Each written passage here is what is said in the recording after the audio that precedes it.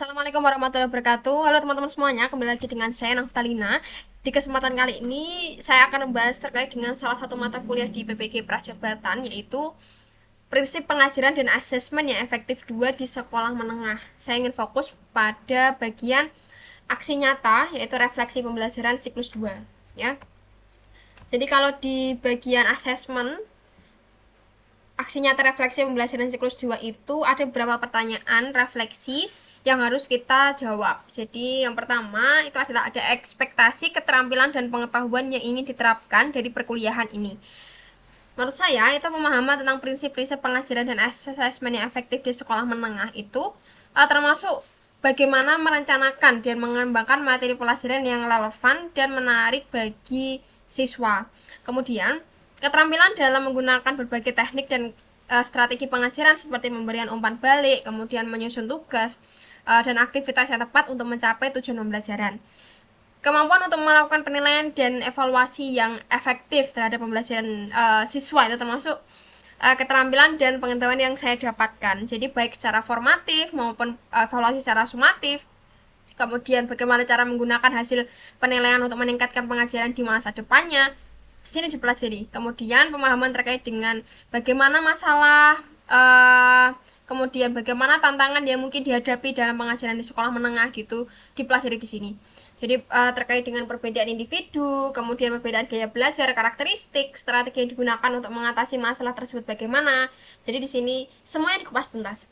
Kemampuan untuk berkomunikasi secara efektif dengan siswa, rekan kerja, orang tua siswa, kemudian dengan dosen, kemudian bagaimana cara membangun hubungan yang positif antar mereka itu juga dipelajari.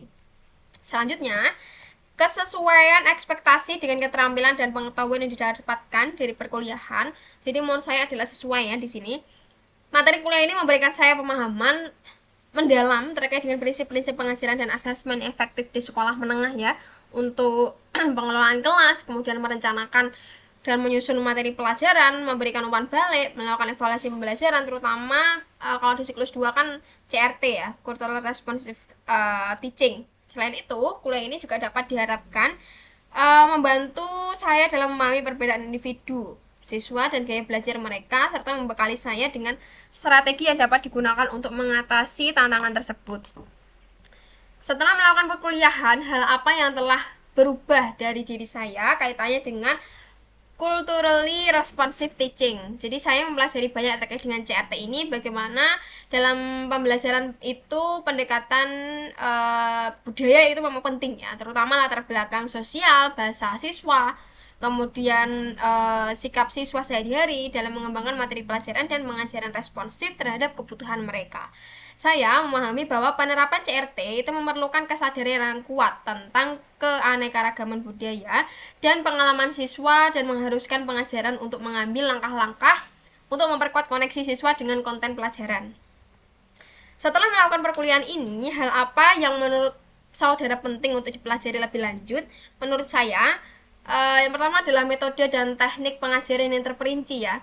Jadi perkuliahan ini itu memberikan gambaran umum tentang metode, teknik pengajaran yang efektif, tetapi untuk mengimplementasikan dengan lebih baik, itu mahasiswa perlu mempelajari metode dan teknik pengajaran secara lebih terperinci lagi atau lebih detail ya, seperti cooperative learning, kemudian problem based learning, active learning, atau PJBL atau project based learning. Kemudian yang kedua, strategi dan alat asesmen yang lebih spesifik. Jadi selain metode pengajaran, perkuliahan ini juga membahas tentang asesmen pembelajaran. Namun untuk mengevaluasi siswa lebih efektif, mahasiswa perlu mempelajari strategi dan alat asesmen yang lebih spesifik, seperti pengembangan instrumen penilaian, kemudian asesmen berbasis portofolio, asesmen formatif yang lebih terperinci, seperti itu ya. Selanjutnya, pengembangan kurikulum yang inklusif. Jadi untuk menjadi pengajar yang responsif secara budaya, penting untuk mempelajari pengembangan kurikulum yang inklusif juga. Jadi kurikulum yang inklusif harus memperhitungkan keanekaragaman budaya siswa dan mempertimbangkan cara yang berbeda dalam mengakses dan memahami materi pelajaran. Nah, udah selesai. Sekian ya video dari saya. Semoga bermanfaat teman-teman. Jangan lupa like, comment, and subscribe, dan jangan lupa klik lonceng notifikasinya agar teman-teman tidak ketinggalan terhadap video terupdate dari saya. Seperti itu ya teman-teman, semoga bermanfaat. Semangat terus untuk para pejuang PPG. ditunggu aja ya video berikutnya. Sampai jumpa di lain kesempatan. Oke, saya akhiri. Wassalamualaikum warahmatullahi wabarakatuh. Terima kasih.